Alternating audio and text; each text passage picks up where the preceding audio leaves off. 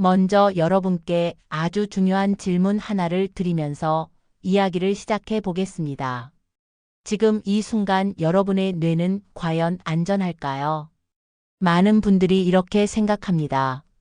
치매라는 병은 아주 먼 미래의 이야기라고 말입니다. 아직 나는 괜찮다고, 기억력도 괜찮고 일상생활도 문제없다고 생각하실지도 모릅니다. 하지만 제가 수십 년 동안 진료실에서 환자들을 만나면서 깨달은 사실은 조금 달랐습니다.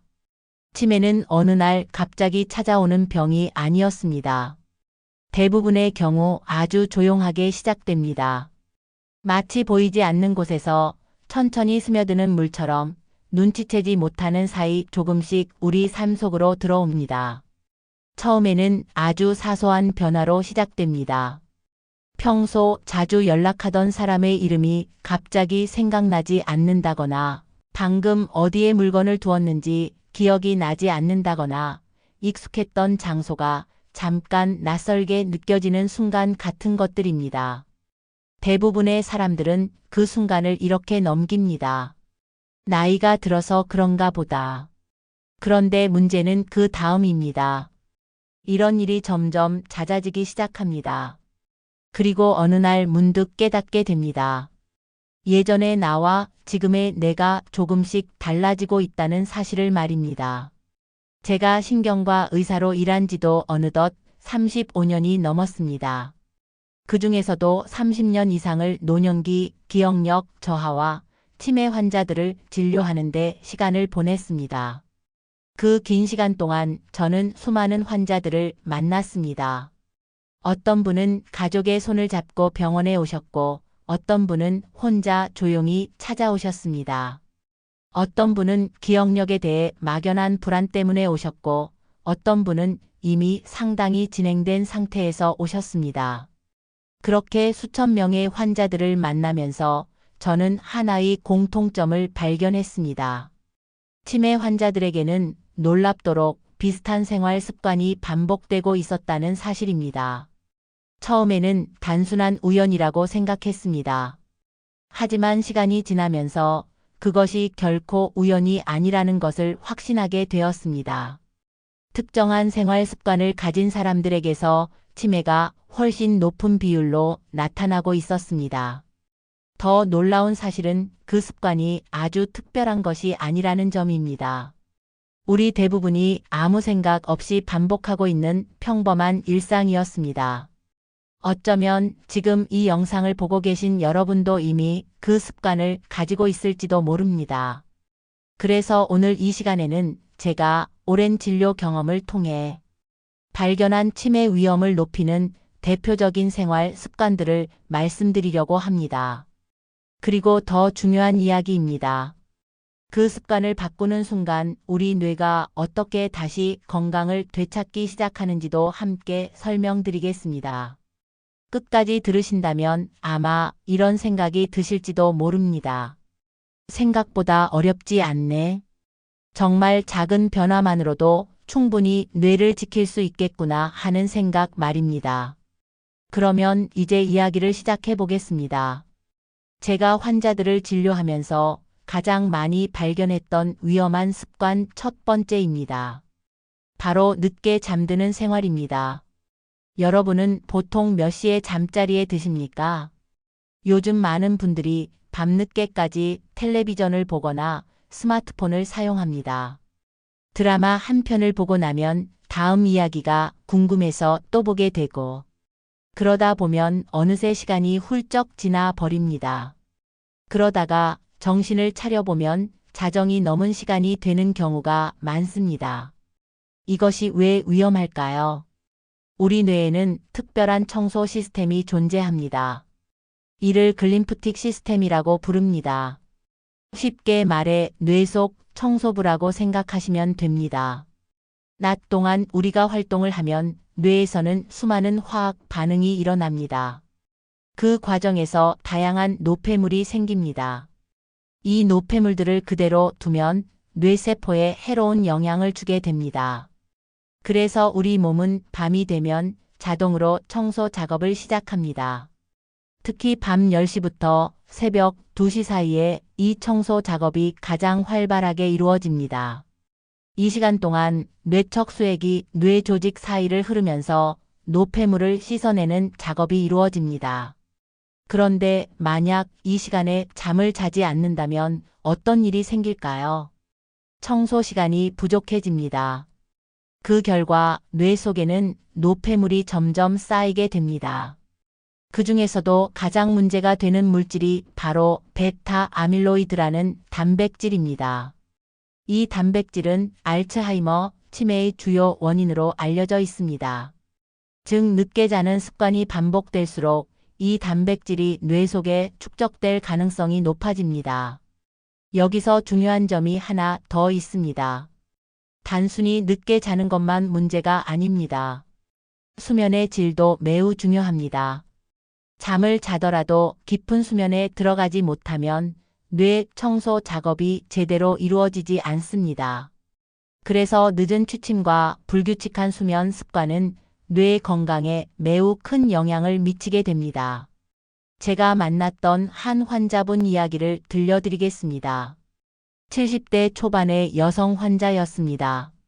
이분은 어느 날부터 자꾸 깜빡깜빡하는 일이 늘었다고 말씀하셨습니다. 특히 손주의 이름이 순간적으로 생각나지 않는 일이 반복되면서 큰 걱정을 하게 되셨습니다. 생활 습관을 자세히 들어보니 밤늦게까지 텔레비전을 보는 습관이 있었습니다.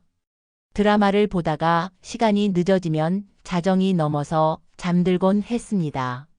낮에는 대부분 집 안에서 시간을 보내셨고 특별한 운동은 하지 않는 생활이었습니다. 식사 역시 간단한 국물 요리나 라면으로 해결하는 경우가 많았습니다.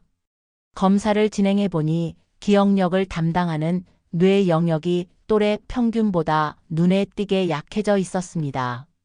그때 환자분이 이렇게 말씀하셨습니다. 선생님, 저는 그냥 나이가 들어서 그런 줄 알았습니다. 하지만 사실은 생활 습관이 뇌 건강에 큰 영향을 주고 있었던 것입니다. 그렇다면 반대로 좋은 습관을 가진 사람은 어떤 결과를 보일까요? 제가 만났던 또 다른 환자분의 이야기를 들려드리겠습니다. 이 환자분 역시 같은 나이대의 여성분이었습니다. 하지만 생활 방식이 완전히 달랐습니다. 이분은 매일 아침 일정한 시간에 일어났습니다. 그리고 집 근처 공원을 천천히 걸으며 하루를 시작했습니다. 햇볕을 받으며 걷는 시간은 대략 20분 정도였습니다. 저녁에는 늦게까지 텔레비전을 보지 않았습니다. 밤 10시 반쯤이면 조용히 잠자리에 들었습니다. 식사도 비교적 간단하고 균형 잡힌 식단을 유지하고 있었습니다. 견과류와 채소를 꾸준히 챙겨 드셨고 짠 음식은 최대한 줄이고 있었습니다. 6개월 뒤 기억력 검사를 다시 진행했을 때 결과는 매우 인상적이었습니다. 또래 평균보다 훨씬 좋은 점수가 나왔습니다. 이 두 분의 차이는 무엇이었을까요? 비싼 약도 아니었고 특별한 치료도 아니었습니다. 단지 매일 반복되는 생활 습관의 차이였습니다. 이제 두 번째 이야기를 해보겠습니다.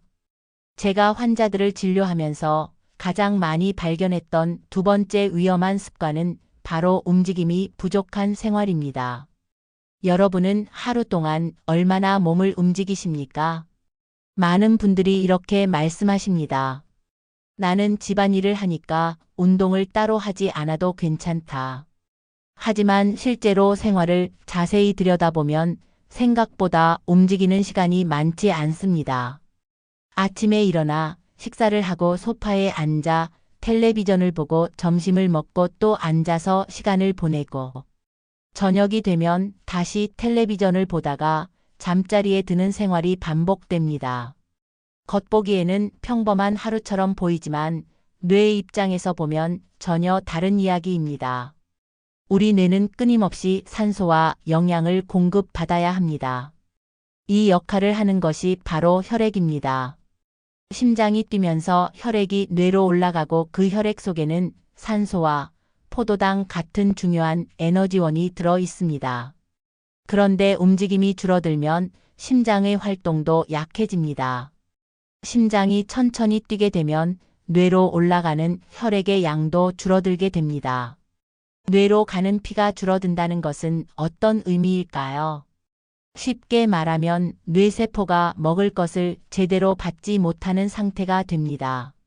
마치 물을 충분히 받지 못한 식물이 서서히 시들어 가는 것과 비슷합니다.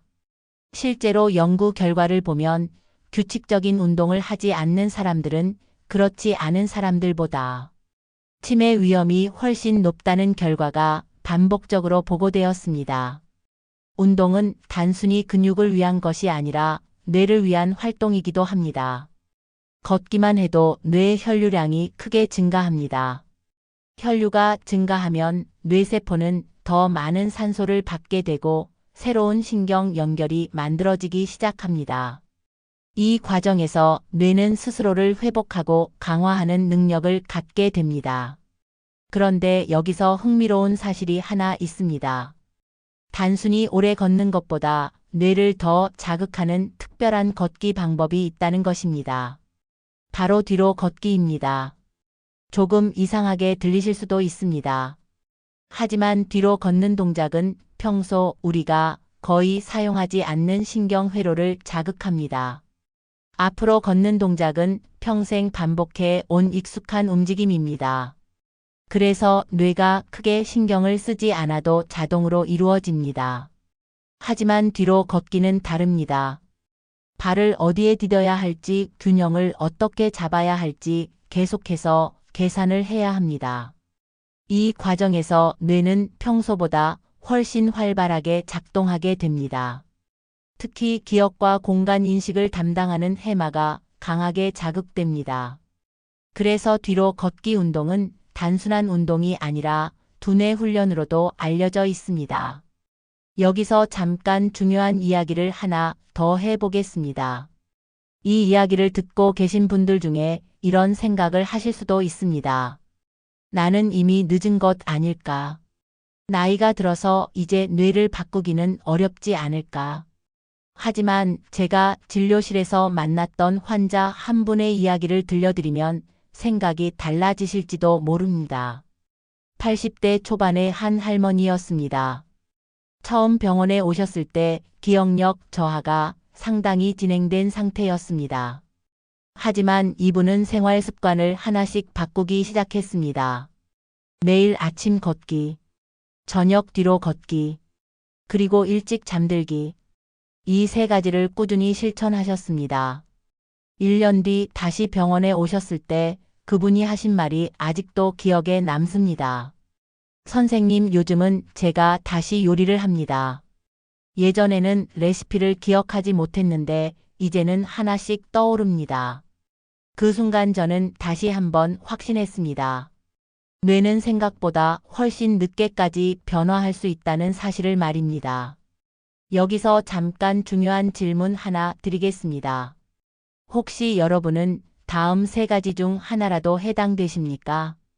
밤 11시 이후에 잠드는 습관, 하루 대부분 앉아서 보내는 생활, 짠 음식과 가공식품을 자주 먹는 식습관. 만약 이 세 가지 중 두 가지 이상이 해당된다면 지금부터 나오는 이야기를 반드시 끝까지 들으셔야 합니다. 왜냐하면 바로 이 습관들이 치매 위험을 크게 높이는 핵심 원인이기 때문입니다. 그리고 지금부터 말씀드릴 세 번째 이야기가 그 이유를 설명해 줄 것입니다. 세 번째 습관은 바로 식습관입니다. 특히 짠 음식과 가공식품입니다. 많은 분들이 국물 요리를 좋아합니다. 된장찌개, 김치찌개, 라면 같은 음식들은 익숙하고 맛있기 때문에 자주 먹게 됩니다. 하지만 이런 음식에는 나트륨이 많이 들어 있습니다. 나트륨을 많이 섭취하면 혈압이 올라갑니다. 혈압이 높아지면 혈관벽에 강한 압력이 계속 가해집니다. 처음에는 문제가 없어 보이지만 시간이 지나면서 혈관벽이 점점 두꺼워지고 딱딱해지기 시작합니다. 이 현상을 동맥경화라고 합니다. 동맥경화가 진행되면 혈관이 좁아집니다. 혈관이 좁아지면 뇌로 가는 혈류가 줄어듭니다. 그 결과 뇌세포는 충분한 산소와 영양을 공급받지 못하게 됩니다. 이 과정이 반복되면 기억력 저하가 시작됩니다. 여기에 또 하나 문제가 있습니다. 바로 가공식품입니다. 햄, 소시지, 베이컨 같은 가공육에는 나트륨뿐 아니라 방부제와 다양한 화학 첨가물이 들어 있습니다. 이 성분들은 장기적으로 혈관과 신경계에 부담을 줄 수 있습니다. 또한 튀긴 음식과 당분이 많은 음식도 문제입니다. 트랜스 지방은 혈관 염증을 유발합니다. 당분이 많은 음식은 혈당을 급격하게 올리고 내립니다. 이 과정에서 혈관벽이 손상되고 결국 뇌 혈류가 나빠지게 됩니다. 그래서 식습관은 단순한 체중 문제가 아니라 뇌 건강과 직접적인 관련이 있습니다. 그렇다면 이제 가장 중요한 질문이 남습니다. 도대체 어떻게 해야 할까요? 제가 환자들에게 가장 많이 권하는 하루 루틴을 말씀드리겠습니다. 먼저 아침입니다. 아침에 일어나면 햇볕을 받으며 걷는 시간을 가져보십시오. 시간은 길지 않아도 괜찮습니다. 10분에서 20분 정도면 충분합니다. 햇빛을 받으면 우리 몸에서는 세로토닌이라는 호르몬이 분비됩니다. 이 호르몬은 기분을 안정시키고 스트레스를 줄이는 역할을 합니다. 동시에 밤에 분비되는 멜라토닌 호르몬의 리듬도 조절해 줍니다. 그래서 아침 햇빛은 숙면에도 큰 도움이 됩니다. 점심에는 견과류를 조금 드시는 것을 추천합니다. 호두와 아몬드에는 오메가3 지방산과 항산화 성분이 풍부합니다. 이 성분들은 뇌세포를 보호하고 신경 전달을 돕습니다. 저녁에는 가벼운 운동을 합니다. 특히 뒤로 걷기 운동을 5분 정도 해 보십시오. 이 운동은 뇌의 여러 영역을 동시에 자극합니다. 마지막으로 잠들기 전 루틴입니다. 잠들기 전에 물 한 컵을 천천히 마십니다. 그리고 감사 일기를 3줄 정도 써 보십시오. 오늘 하루 좋았던 일을 떠올리는 것만으로도 스트레스 호르몬이 줄어들고 수면의 질이 좋아집니다. 마지막으로 여러분께 꼭 드리고 싶은 이야기가 있습니다. 치매는 결코 남의 이야기가 아닙니다. 하지만 동시에 반드시 피할 수 없는 운명도 아닙니다. 우리가 매일 반복하는 작은 습관이 뇌의 미래를 결정합니다. 오늘 밤 잠드는 시간, 내일 아침에 10분 산책, 점심에 견과류 한 줌, 저녁에 가벼운 운동, 잠들기 전 감사 일기. 이 작은 행동들이 모이면 우리의 뇌는 훨씬 오래 건강하게 유지될 수 있습니다. 제가 수십 년 동안 환자들을 진료하면서 배운 가장 중요한 교훈이 있습니다. 뇌는 늦게까지 변화할 수 있다는 사실입니다. 그리고 그 변화는 아주 작은 실천에서 시작됩니다. 여러분이 오늘 이 영상을 끝까지 보셨다면 이미 첫 번째 변화를 시작한 것입니다. 앞으로도 여러분의 건강한 뇌와 행복한 노년을 위해 도움이 되는 이야기들을 계속 전해드리겠습니다. 오늘 이야기가 도움이 되셨다면 주변 분들과 함께 나누어 주십시오. 누군가의 기억을 지키는데 큰 도움이 될 수 있습니다. 끝까지 함께 해주셔서 감사합니다.